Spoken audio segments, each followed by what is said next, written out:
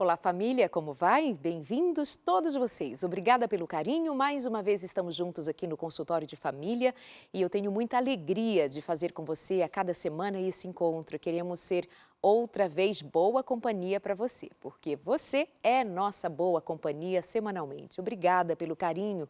Hoje nós vamos falar ainda nesse clima de paternidade, nesse mês em que se fala a respeito dessa figura tão essencial, tão importante para o nosso desenvolvimento, para a nossa estrutura em família, para o bem-estar, para tudo que tem significado na vida, passa pelo pai, pela mãe. Há algumas questões que a gente precisa avaliar, pensar, sobretudo na necessidade de perdoar, porque os pais erram, porque os pais às vezes nos faltam. Então vamos conversar sobre estas questões relacionadas à figura paterna e seus filhos. Fica aqui com a gente no nosso programa de hoje. Como sempre, queremos sua participação. Fica conosco, por exemplo, no nosso Facebook. Nós temos ali ao vivo a grande alegria de ter você com a gente e te peço uma coisa, compartilha, chama outras pessoas para ficar com a gente, compartilha o máximo que você puder, com o maior número de pessoas que você puder. Aos que estão nos acompanhando tão bem pelo nosso canal no YouTube, obrigada, chama outras pessoas também, se inscreve e compartilha, curte e compartilha do mesmo jeito. E em todas as redes sociais queremos ficar mais perto de você. Vamos aos meus convidados de hoje, ele é psicólogo, já esteve comigo há muito tempo, ele já participa comigo nos meus programas e volta mais uma vez. Augusto César, que é psicólogo, bem-vindo. Um prazer estar aqui, Darlene, com você, principalmente com Obrigada. esse tema fantástico. Muito obrigada. Temos também a presença de um pai que também, antes, enquanto filho, teve uma certa dificuldade em compreender o seu pai. Mas chega um momento na sua vida em que ele torna-se pai e a sua visão sobre o que ele tinha vivido com o seu próprio pai muda completamente. Uma história muito especial, especialmente para você que tem alguma dificuldade com as memórias, com os relacionamentos ou com o relacionamento especificamente com o seu pai. Wagner Melo, bom dia, bem-vindo. Bom dia, Darleide. É um prazer estar com você e agradeço o convite. Obrigada. E também aqui na nossa companhia, um programaço hoje com a presença do Dr. César Vasconcelos de Souza, nosso colega de apresentação aqui na Novo Tempo, apresentador do programa Claramente. Bem-vindo, Dr. César. Muito obrigado, Arleide. Fiquei contente de você me convidar para esse programa falar sobre pai. Acabei de gravar um programa claramente sobre esse assunto e esse assunto é muito importante. Que bom que você decidiu por esse assunto. Obrigado. Que bom, doutor César. Vamos lá, Augusto. Qual é a conceituação a respeito de pai que você acha significativo trazer para a nossa conversa, para nós continuarmos o programa de hoje? Não, sempre falo que é importante a gente ter a noção, né, do que é ser pai. Não ser pai e ser mãe, né? Hoje a gente vai especificamente falar sobre a figura do pai. Porque eu sempre imagino assim, a gente quando vai fazer qualquer profissão, você precisa conhecer, né? Você precisa saber daquela profissão. E quando eu vou me tornar pai, eu deveria saber o que é ser pai e os instrumentos necessários para executar isso de uma maneira eficiente. E, infelizmente, a gente não tem isso, né? Qualquer um pode ser pai a qualquer hora, a qualquer momento, sem grandes preocupações. Então, pensa no desenvolvimento da personalidade da criança. A criança, ela precisa desses dois elementos, o pai e a mãe. A mãe, ela dá a noção de si mesmo. Então, eu aprendo com a minha mãe que eu existo e que, além de existir, que eu sou gostável. Por isso que a gente fala assim, quando você está passando por qualquer crise existencial, você quer o colo da mãe, né? A mãe mostra você. A primeira noção de autoestima quem me dá é a minha mãe. E diz que mãe só perde para Deus, né? Para Natal, né? O dia da mãe. Porque essa noção é importante. Agora, para que serve o pai? O pai dá a noção do outro. Então, entre a mãe e o bebê, que é uma relação simbiótica muito forte, o pai tem que entrar nessa relação, mostrando que existe o outro, um outro agradável, né? Um outro prazeroso. E aí eu vou dar a noção também de limite nessa relação. Então, ó, o pai é importante para eu dar a noção do outro. O outro tem a ver com as relações sociais, porque eu preciso aprender a conviver nas relações sociais, isso meu pai passa para mim, e a noção do limite, porque numa convivência social eu preciso saber, né, o limite das coisas, até onde eu posso ir, até onde eu não posso ir. Então o pai é tremendamente importante, né, no processo de tomada de consciência do outro. Se a gente for pensar assim, numa vida a dois, existe eu e o outro, né? Pensar no mandamento, Deus manda amar a ele sobre todas as coisas, mas ao próximo como a ti mesmo. A mãe ensina a amar a si mesmo e o pai o outro. Se eu tiver algum distúrbio nesta relação, eu vou comprometer a minha relação com o outro, vou comprometer a minha relação de limite, né? E a minha relação social, né? Fica complicado. Absolutamente necessária a figura do pai, então, para essa formação. Muito importante, porque, seguindo a ideia do Augusto César, quando o bebê nasce, ele tem essa relação simbiótica com a mãe. Simbiótica significa o bebê não consegue perceber que ele é uma pessoa, é uma identidade separada da mãe. Ele vai começar a perceber isso, claro, com a maturação do sistema nervoso central, e quando entra a figura do pai. A figura do porque o bebezinho pequeno, de vários meses, para ele, a mãe é ele, o seio da mãe é ele, tudo é junto ali, não tem essa noção, eu sou eu, mamãe, papai e irmãozinho. Então, a figura do pai, do ponto de vista psicológico, quando entra, ajuda o bebê a ver que tem outra pessoa sem ser ele mãe. Essa pessoa é o pai, então se tem o pai, então ele é alguém e a mãe é outra pessoa separada dele. Então isso é bem importante também nesse aspecto da individualização. Uhum. Wagner, como foi sua experiência com o seu pai? Olha só, Darlede, meu pai faleceu, eu tinha 6 anos de idade, né? Eu tenho lembranças, muitas lembranças dele com momentos interessantes, mas como foi citado aqui, eu cresci com essa lacuna, essa falta de pai. Assim como a importância do pai presente é algo primordial, a ausência dele deixa feridas muito grandes.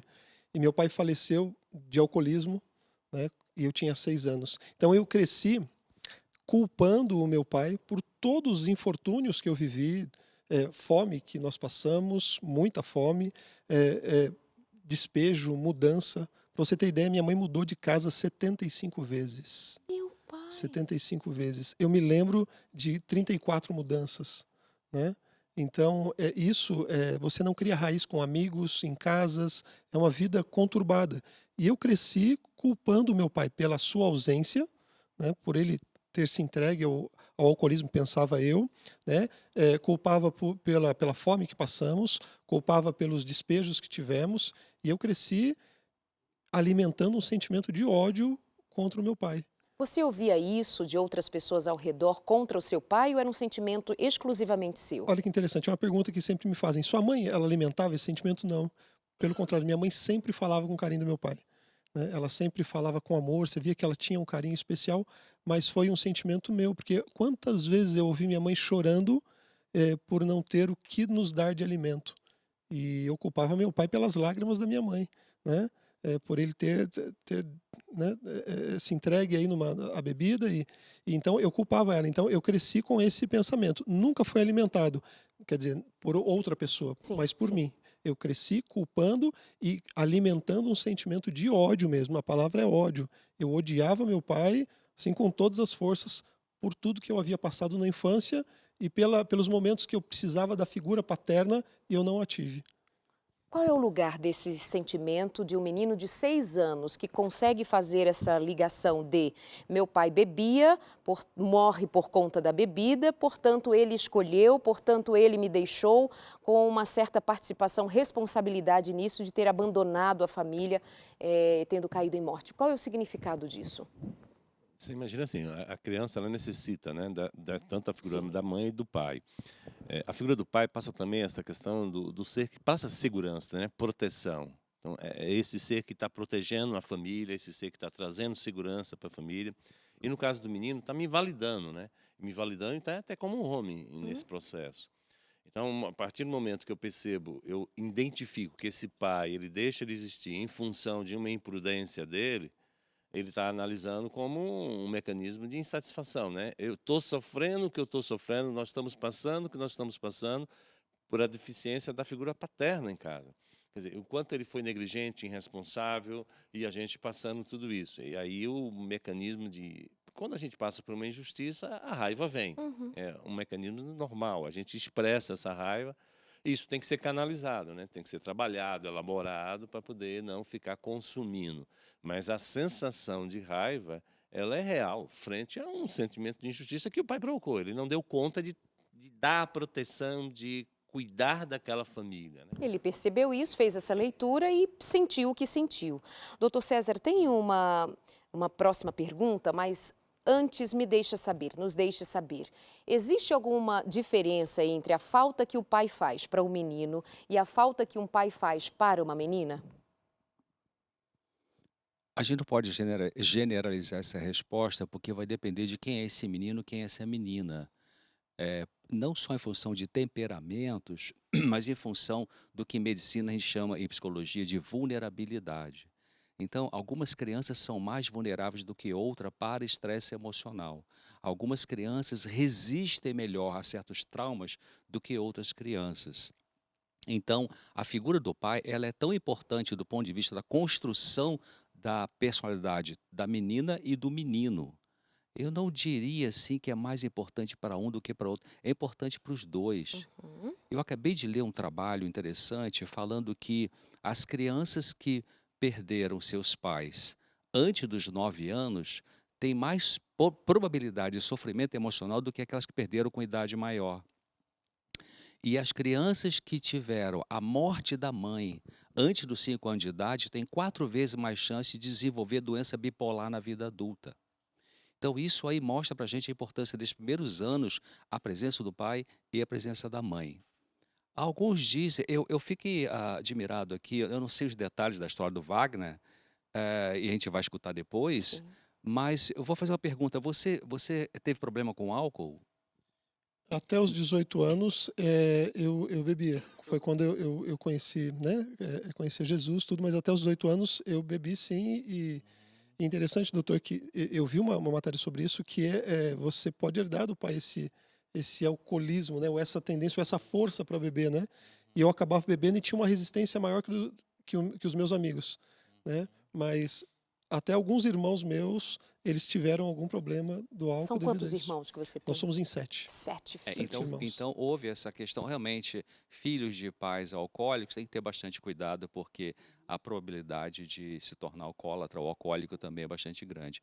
Mas eu diria assim que também houve uma proteção de Deus sobre tua vida, porque você não surtou, né? Ele teria alguma chance para ter surto, teria psicótico, teria chance para ter o desenvolvimento de uma conduta homossexual, por exemplo, pela ausência desse pai, um pai ausente, que para o menino é muito importante. Então, eu acho assim, realmente, para os dois é Sim. importante, né? Mas então emendo com a seguinte pergunta enviada por uma ouvinte nossa. Ela diz: quero saber, minha filha tem 8 anos de idade e chora muito por um pai. Me dói muito, mas eu não tenho como comprar um para ela, diz a mãe. Ela voltou a fazer xixi na cama recentemente e às vezes faz xixi na roupa mesmo, mesmo enquanto acordada. E ela disse que quer saber alguma coisa, como fazer, como ajudar, já que não tem um pai para comprar. É, é importante, né, para a menina a figura do pai também, assim como para o menino a figura do pai é importante. Claro, é uma questão de diferença. No Certo. caso do menino, eu vou me identificando pela identidade masculina, entendeu? O que é que esse Uhum. universo masculino é o meu pai que vai estar me passando. Na questão da menina, tem a questão da proteção, da segurança, e tem a questão também de que a mulher vai se identificar, ela vai se tornar a consciência da mulher dela a partir desse pai, né? Porque, de uma certa forma, vai ter um momento que ela vai estar se identificando com esse pai, gostando desse pai, identificando como modelo de homem, né? É o príncipe dela, e é esse modelo de homem que ela vai buscar depois quando ela se tornar adulto, né? É o que Uhum. valida ela como menina, é o que valida ela como mulher. Então, isso eu preciso ter um pai que me valide. Mas o pai, a gente está dizendo, necessariamente não é o pai biológico, né? A gente classifica como o pai emocional, ou seja, o pai pode ser um tio, pode ser um vô, pode ser um amigo, né? Um primo, alguém que entre na relação mostrando o outro na relação e que vá ser afetivo, né? Que tenha uma relação afetiva Que possa de desenvolver confiança, que possa desenvolver uma relação em que a criança sinta que tem uma figura em quem em confiar, quem uma figura confiar e masculina. que represente esse outro, Ok. né? Que dê a noção do outro. Porque pensa numa coisa, se a criança ela fica muito com a mãe, ela fica muito centrada nela mesma, né? Porque ela não tem a noção desse outro. Por isso que a figura do pai entra para mostrar essa relação. Então, desde que o outro entre na jogada e seja emocional, seja alguém afetivo, que valide ela, isso seria fantástico, né? Então, eu diria para essa mãe duas coisas. Uma é essa que ele acabou de falar, só reenfatizo, a mãe pode expor essa criança ao avô, né, ao tio, que tem uma ligação afetiva com ela. A segunda coisa, é muito comum mães solteiras ou mães separadas que ficam cuidando da criança sozinhas, elas ficarem tão angustiadas com a situação pela falta do pai, que elas querem ser pai e mãe. Então, desista, não faça isso. O que ela precisa fazer é ser boa mãe, a melhor mãe que ela puder ser. Bom, mas e a falta do pai? Então, você vai ajudar essa criança a lidar com a angústia pela falta do pai. Como se faz isso? Dando apoio a ela, no sentido de, quando ela fala: "Ah, cadê papai? Eu queria ter um pai". Não tente mudar a conversa, não tente fingir que isso não dói na criança. Escute a criança, deixe a criança falar, desabafar. Depois que a criança desabafar sua angústia, sua tristeza pela falta do pai, então essa mãe pode falar para ela: "Puxa, que bom que tem o vovô que vem aqui", ou a gente pode ir lá, né. Então deixa falar, deixa desabafar e depois coloca um band-aidzinho que tem ali alguém que é a figura masculina que serve até certo ponto como aconchego e o modelo masculino. Isso é uma coisa que normalmente pais fazem, né, para tentar abafar o sofrimento, como se não seria abafar no sentido de, de não considerar, mas achando que está ajudando. Não, filhinha, deixa isso quieto. Ah, é assim mesmo. Ou o papai do céu vai ver. Joga para os lados, mas não deixa que a criança fale, não deixa expressar nenhum tipo de sentimento, seja angústia, raiva, o que quer que É seja. importante deixar a criança falar, porque a gente tem que entender o seguinte: criança tem angústia, criança tem tristeza. Essa questão que alguns pais pensam assim: não, criança não sente essas coisas, né? É. Sente sim, só que a criança não diz, mamãe, uma criança de 5 anos, vai assim, mamãe, estou com uma angústia assim, né? Tal. Mas ela Adulto, sente. adulto mal sabe dizer, quanto Mal mais sabe criança. dizer, eu já É, escutei médico falar assim: "O que que é angústia?" Eu falei assim: "Meu Deus, o que que é isso?", né. Então, a criança é sofre sim. sério. Eu amo o seu programa, muito obrigada. Quem escreve para nós, agradecemos a você pela companhia e pela confiança. Ela diz: Eu nasci numa família conturbada, o meu pai era alcoólatra e a minha mãe fazia o papel de pai e de mãe. Sofri muito e na adolescência eu passei a odiá-lo. Alguém que fez companhia ao seu sentimento, não é, Wagner? E cheguei a parar de chamá-lo de pai. Hoje, eu adulta, tenho um convívio bem com ele, mas sem muita proximidade. Ele lá e eu cá. Tenho assistido o programa Claramente e tenho me ajudado muito. Programa Claramente que vai ao ar toda quarta, Quarta-feira, 10h30 da noite. 10h30 da noite. Tem outros horários, você pode entrar no novotempo.com/claramente, saber todos os programas, pode entrar no canal do YouTube. youtube.com/claramente.nt e facebook.com/claramente.nt. NT de Perfeito, Novo Tempo. perfeito. Então você tem a oportunidade de assistir a vários programas sobre vários temas, exclusivamente com o Dr. César Vasconcelos, indo ao ponto, dizendo assim de forma muito clara, por isso claramente, para você compreender de angústias, de sentimentos mal administrados e de muitos outros temas. Não perde claramente toda quarta-feira às 10h30 da noite e nestas plataformas como nós já indicamos para você. Wagner, em que momento então você começa a pensar diferente a respeito do seu pai? Olha que legal. Aí eu já estava com 31 anos, já era líder de igreja, né? Mas ainda eu alimentava esse sentimento, era algo não resolvido, né? Não era mais ódio ou ainda era raiva Era do seu pai? muita raiva ainda, Ainda. era um sentimento muito ruim. E eu costumo falar que iniciou um processo de cura, eu chamo isso de cura mesmo, porque foi. Eu estava sozinho em casa, já casado, a minha esposa tinha saído, e eu fui assistir um DVD do pastor Fernando Iglesias. E ele falava nesse DVD, e ele falava sobre perdão, e sobre as surpresas que teremos no céu. Deus, ele é capaz de perdoar, e os últimos segundos de vida de uma pessoa é entre ela e Deus. Nós não interferimos nisso, é entre ela e Deus. Ele falou de algumas situações e nós temos que entender, de repente, a outra parte, o porquê que odiamos ou sentimos assim. E engraçado que ele citou até o caso de alcoolismo, né? Os doutores podem falar melhor aqui, mas o alcoolismo é uma doença que precisa de ajuda, precisa ser tratada, né? E eu comecei a entender isso, mas quando ele falou que há esperança e há perdão para todas as situações, eu costumava usar o seguinte termo. Minha mãe faleceu há 23 anos também. Quando perguntavam sobre minha mãe, eu falava: minha mãe dorme em Cristo. Meu pai morreu. Né? Porque na minha concepção, com todo aquele ódio que eu havia alimentado, meu pai não tinha solução para ele, não tinha salvação, não havia esperança. E quando eu ouvi essa mensagem, essa esperança de que para o meu pai havia também perdão e esperança para ele, aquilo começou a mexer comigo. Eu falei: mas como assim? né? Então eu comecei a entender que eu deveria também perdoar o meu pai. E Daleide, eu vou te falar uma coisa que me emociona. Eu chorava gritando, porque o processo de cura dói.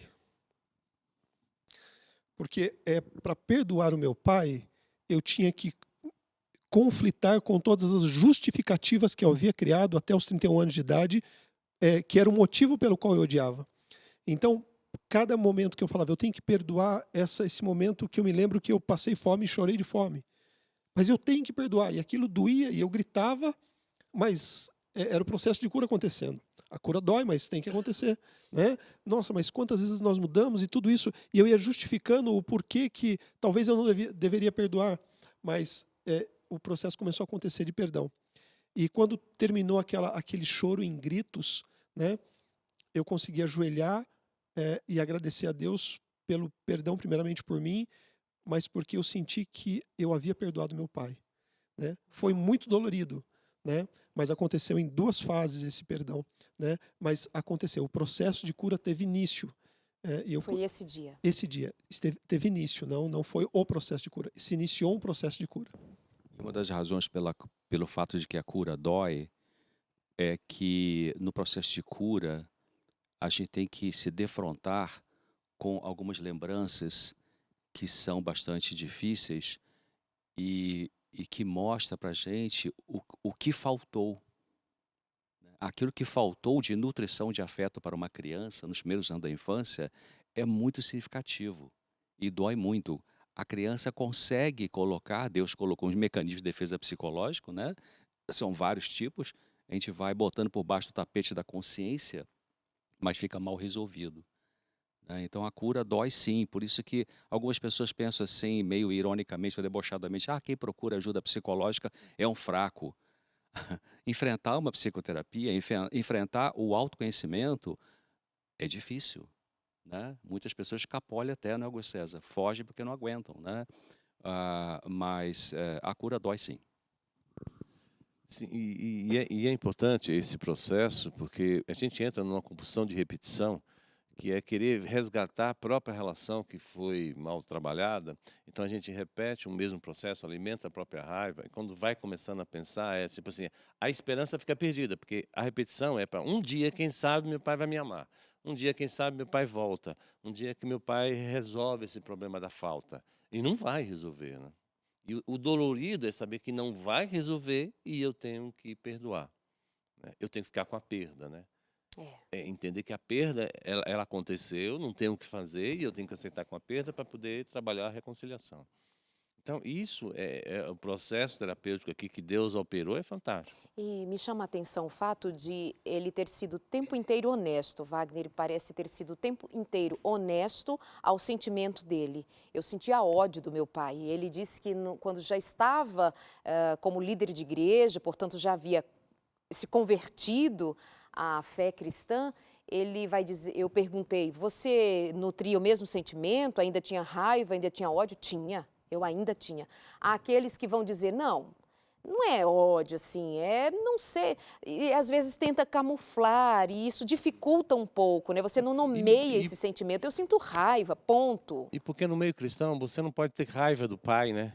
Você tem que honrar pai e mãe, como é que você vai ter raiva? Você é um cristão, vai ter raiva? A sensação, não posso ter raiva, ele foi legal e tal. Não, é por isso que Deus falou, pais, não provoquei a ira do seu filho, né? Quer dizer, Deus já está dizendo, os pais provocam, infelizmente, a ira. Então não tem problema nenhum o filho manifestar essa ira. Tem que ser trabalhada, Claro. mas tem E que ser tem a manifestada. idealização. Todo filho, obrigatoriamente, tem que amar o pai. Todo pai, obrigatoriamente, tem que amar o filho. Mas a gente está falando de pessoas, né? Com suas Sim. distintas maneiras de viver e de Vida real. experimentar. Vida real. Daleide, o que o Dr. Augusto falou aqui, recentemente eu falei sobre essa história para um grupo de jovens. E um jovem me esperou, um jovem de 30 anos me esperou para contar a história dele. E ele falou que ele cresceu num lar de um pai abusivo, que batia nele, nos irmãos e na mãe, todos os dias. Meu Deus. E batia a ponto de deixar vergões, e após a surra ainda colocava água com sal para... Então era meio que um prazer dele o bater. E ele cresceu e ele acabou sendo isso. Quando teve 18 anos, o pai foi bater, ele segurou o pai e falou, agora acabou.